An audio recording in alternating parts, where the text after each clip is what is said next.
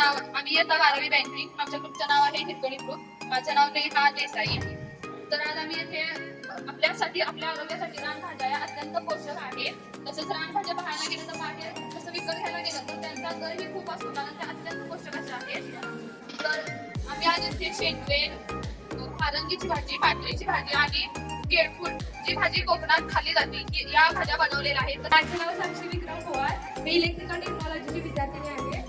आमच्या ग्रुपमध्ये आळूवडा, पातळीची भाजी, तुरटीची भाजी व शेवग्याची भाजी केली आहे.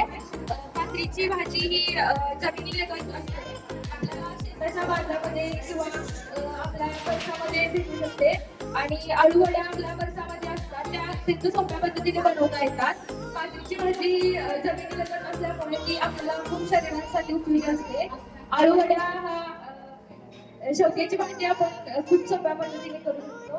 व कुरडूची भाजी आपल्या नमस्कार. आज आमच्या कॉलेजमध्ये रानभाज्या महोत्सव साजरा करण्यात येत आहे, त्यात आम्ही पण सहभाग घेतला आहे. आम्ही यामध्ये वेगवेगळ्या प्रकारच्या भाज्या बनवल्या आहेत.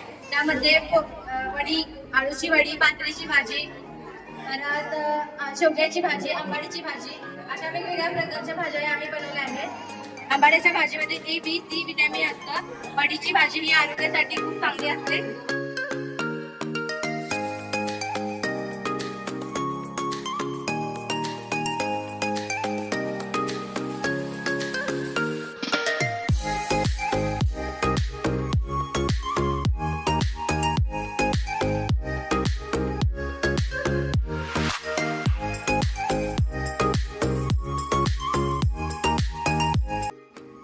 आज आमच्या श्रीमती वत्सलाताई पाटील व्यवसाय व्यवसाय अभ्यास विभाग, इलेक्ट्रिकल टेक्नॉलॉजी आणि बँकिंग 11वी 12वीच्या सर्व विद्यार्थ्यांनी रानभाज्या महोत्सव हा संपन्न केला आहे. या महोत्सवामध्ये विविध प्रकारच्या रानभाज्या, पातळीची भाजी, नंतर शेंडवे, शेवगा, केळफूल,